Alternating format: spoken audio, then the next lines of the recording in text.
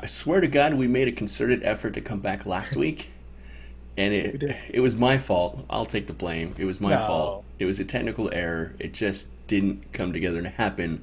But we're here now, and we missed you desperately, we did. and we've got a lot of Technical catching up to difficulties. do. And I think we've got a really good, solid video with which to do that. So I'm DT. If you forgot, he's Alex. If you forgot, we remember all your names, of course. Yeah, And every one of you. yeah. Welcome back to the second draft. Welcome back.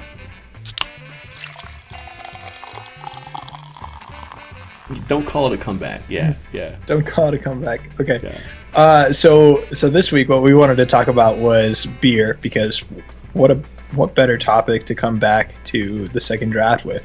But more particularly, what we wanted to discuss was beers that you can find at your regular grocery store, your restaurant, basically your alternatives to the domestics, because you're going to be able to find those big beer options anywhere. And so, what are the beers that when we go to the store that we take a look at the options and we say, oh, that's above the domestics. That's the best option that I have in front of me.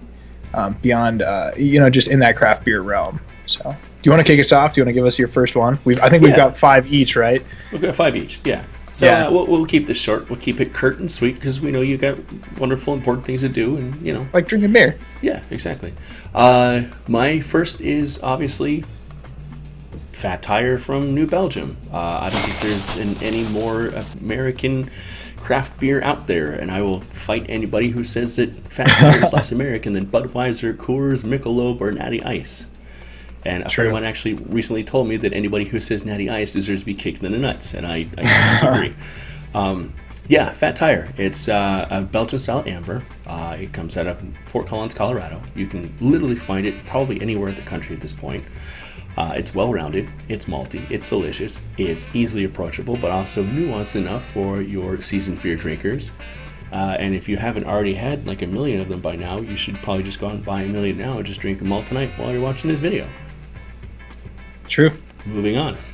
Yeah, moving on. I got so many good things to say about Fat Tire and what they've done for the craft. What New Belgium has done for the craft brewing industry. But that's another video. My first pick is Lagunitas IPA. Lagunitas is the beer that whenever I go to a place like a restaurant here in town that has a bunch of domestics and they have one like hoppy beer, it's usually Lagunitas. And it's usually Lagunitas IPA. They've branched out in the store. You can find a few of their kind of expanded repertoire, as it were, for their craft brew selection. But Lagunitas IPA, you can pretty much find it at like a Chili's or like a random restaurant that you sit down at, and it's always a better option than Michelob Ultra or Coors Light or whatever the hell else they've got on tap. Whenever I hear the draft list and I'm listening for something, I'm just waiting for something that's above like a 4.5 ABV, and maybe has a little bit more of a bite to it. It's less the ABV than it's more the IBUs. And Lagunitas IPA, I think, is like a good standard. They have their core beer. They know that they did it well. They now have a better distribution to get that out. So I'm a fan. Yeah. That is actually a funny story. Like maybe it's like in Arizona or like a West Coast thing where you go to a restaurant and they read off the beer list and you pretty much just automatically default to Lagunitas because You do. everybody has it and it's probably the best beer on the list by default. So yeah. Excellent choice. My next choice is a little bit of a cheat. This beer may not be readily available across the country, but it's readily available everywhere here in Arizona. It's one of my favorite, like, we'll call them grocery store beers. It's Santan Brewery's Devil's Ale. Yes. It's a very light pale ale. It's tasty as hell. Not a super high ABV. It's a little bit hoppy, but it's still approachable. I love it because I think it's one of the most perfect like tailgating beers ever. Here in Arizona, it's really hot. Going out and tailgating at Cardinals games, you want a beer that's going to make you feel good, that you're going to enjoy because you don't want to drink the swill that everybody else is drinking, but you don't want to feel weighed down or dehydrate yourself because it's so damn hot out, even in October when you're going out watching football games. So yeah, Santan's Devil Ale. If you are able to find it somewhere, maybe at your Total Wines, your Bevmos, or whatever, I don't know how widely it's distributed. It's a very bright red and gold can, and if you can find it, pick it up because it's a very approachable, very, very tasty pale ale. Mm-hmm. It's got a good full body too, and I think that's why most people associate it with like going to tailgate or something like that, because you feel like it's the step up above the domestic that's like really light, quick drinking, but you've got something that's a little bit more tasty. Yeah. It was, for me, I call Devil's Pale Ale my barbecue beer. That's what I want to be sipping on when I'm at the grill. Yeah, that's perfect. Yeah. Excellent choice. My second choice is from Deschutes out of Bend, and it's the Fresh Squeezed IPA. Fresh Squeezed was my first experience. I went to a place called Hops on Birch in Flagstaff, one of my favorite bars there. And the bartender, who's very familiar with beer, they rotate 32 taps every day. So it's not every tap they rotate, but they every day they change something. And he said when he served me the Fresh Squeeze that it was one of the top 4 beers that he's ever had in his life. And I thought that was, first of all, monumental for him to say, but since then it's become a little bit more mainstream, I guess, is the way to say it. But Fresh Squeezed is a great IPA that is a good bridge beer into slightly more hoppy, higher IBU beers. It's got a very bright citrus flavor to it, and that sits over top the hops, so it's a little bit more approachable than your standard IPA, like say Lagunitas, I would say. And it's a good beer to just kind of introduce people to that genre. Yeah, absolutely. I agree completely. And again, another funny story is my dad, who's not a huge IPA drinker. He's a big fan of craft beer, but he doesn't really like IPAs all that much. Trying to help him develop his palate.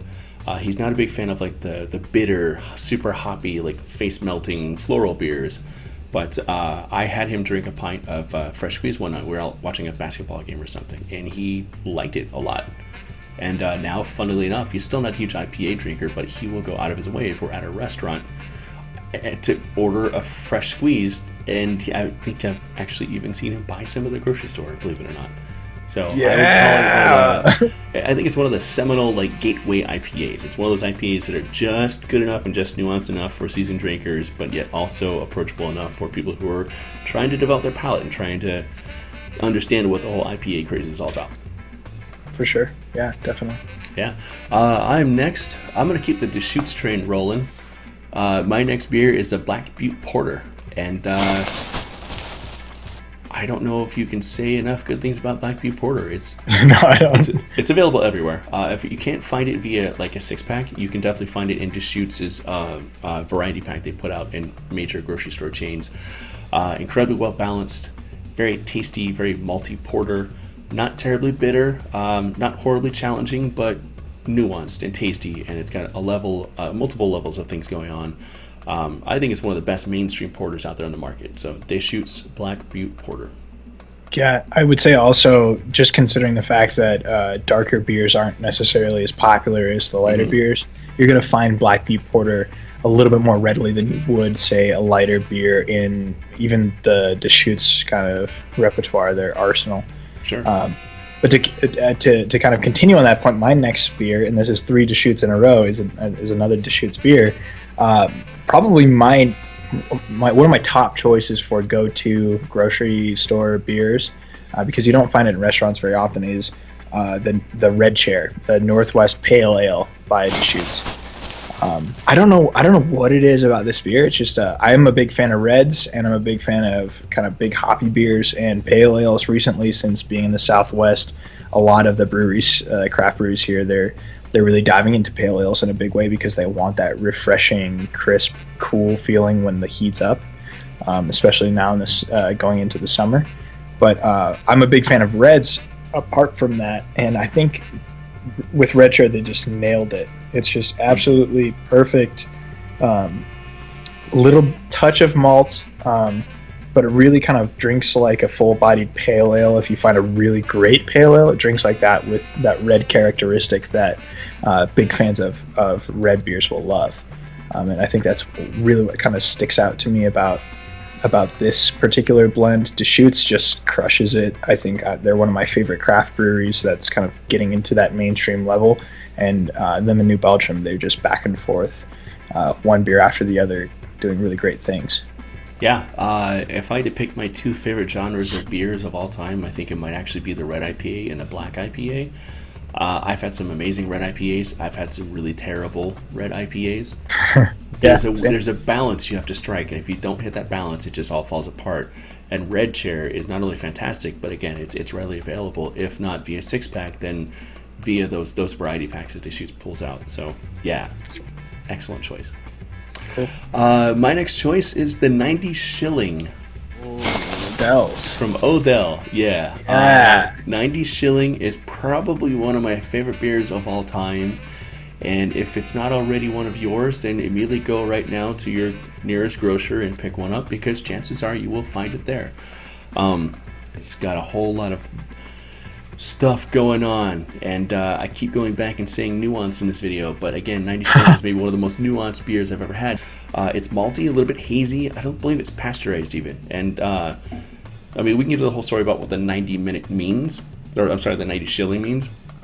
But I'm just gonna stop right there. It's a great beer. You're right. It's like one of my favorite go-to kind of like pickup beers. So like, I think you find it in the same places you find Red Chair. You're gonna find 90 Shilling, and it's excellent. You do pick it up. My next beer comes out of Ninkasi. Ninkasi is one of my favorite. Well, I guess they're a little bit smaller than the ones we've mentioned thus far, but smaller craft breweries. But they're still getting big. You can start to see them in a lot of liquor stores. You go to find a Tricera hops or something like that. My beer that I want to bring up is Dawn of the Red.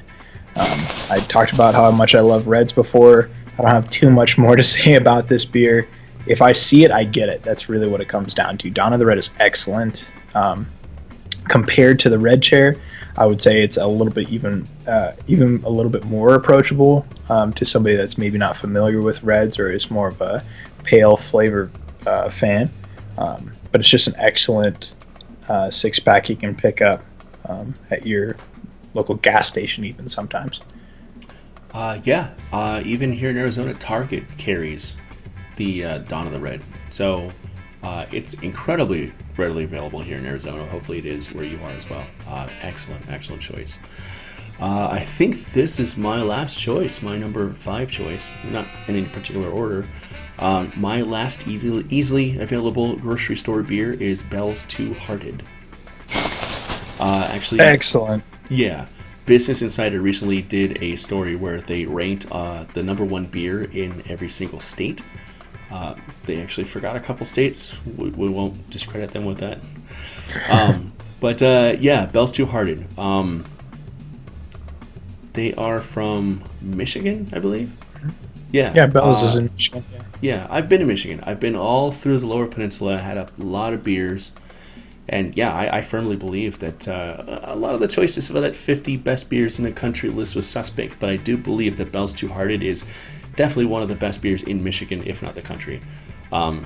Just a delicious ale. Our friend Paige, who you may or may not remember, she considers the Two Hearted one of her like gateway IPAs, like the IPA she has a friend drink if they're not really accustomed to drinking IPAs, because it's just such a great gateway. But again, it's one of those beers that's also very rewarding for seasoned craft beer drinkers.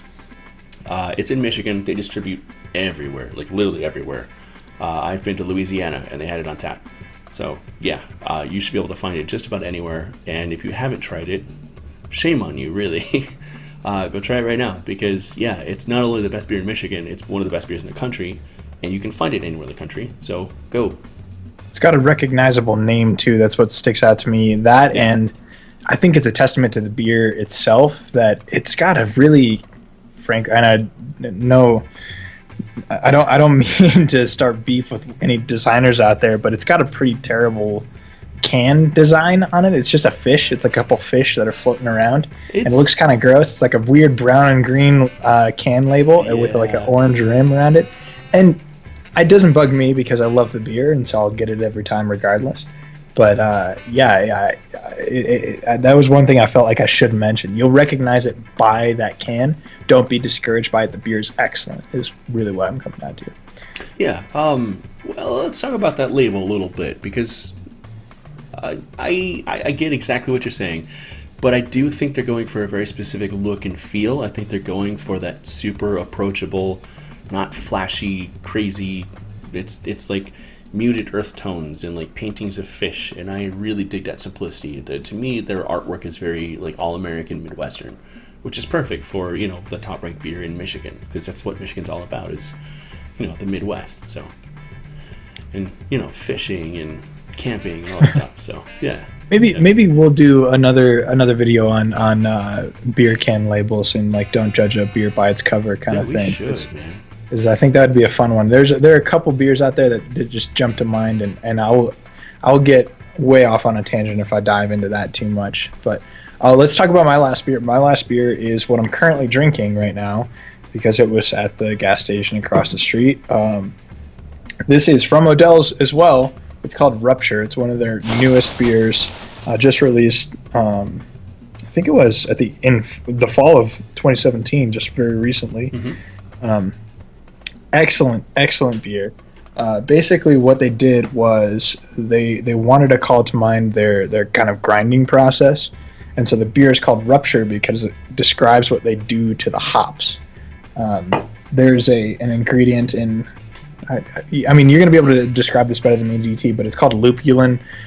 Basically, what they do is they feed hops through a wood chipper, and it releases a lot of the oils. So what you get when you drink this beer is a very aromatic, very punchy citrus flavor, and a lot of that kind of hop aroma when you smell it on the nose, and then when you taste it, you get a little bit of the oil up front, and then it just finishes out to this nice smooth pale ale with a full body characteristic, and that's really all I can do to describe it. It's just really approachable, and you're starting to see it in a lot of different places.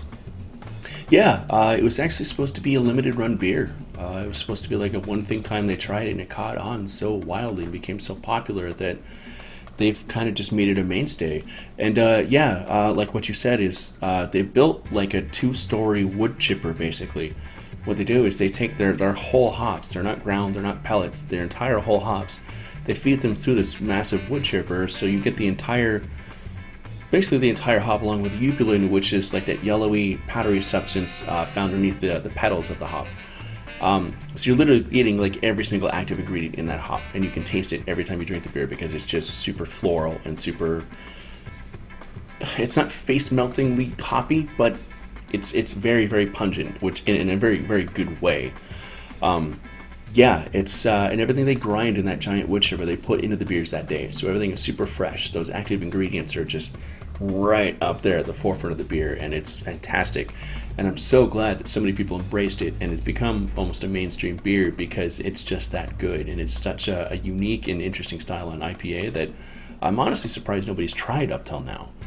Yeah, when I see Rupture and I see like how quickly it caught on, I'm in my mind I'm thinking that a lot of people were really into pale ales and IPAs, and they were looking for something that was a little bit out there, that was kind of the middle ground between the two, and Rupture kind of hits that. It I wouldn't call it a bridge beer. I wouldn't call it the kind of like approachable version of an IPA. I think this is something it's kind of its own beast. But as far as beers that are easy to find, and especially now, and beers that are accessible, I think this one definitely qualifies, and is one that's a little bit out there. It doesn't really fit into the same genre as the beers we've been talking about, but it's something that you could potentially see and say, that's probably good, a little bit out there, out of my range.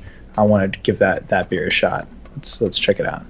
Yeah, and I love that as our last pick of the video, because I do think it's awesome to leave our viewers with something that, again, they can find easily, and it's not necessarily the most accessible beer. It's something that they will be challenged by, and I feel like if you're an avid craft beer drinker, you constantly want to be challenged by something. You don't want to just fall into a comfort zone, because there's so much to try, and such a broad spectrum of different styles of beer, and so many different takes on different styles of beer, that you should try everything you possibly can. You should just sample anything. Next time you go to a restaurant, try something you never heard before. If you go to your grocery store, if you don't see any of the beers we've listed here, grab something you've never seen before and see if that becomes your next favorite go-to grocery store beer. And let us know in the comments whatever you find, because we're obviously always on the lookout for new, good, approachable beers to try. So let us know. Yeah.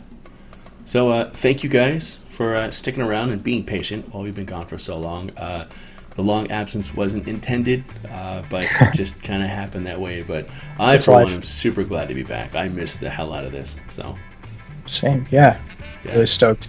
Thank you for joining us, and tune in soon because we'll have lots more about beer and movies and the lot. Mm-hmm. Yeah. See ya. Do the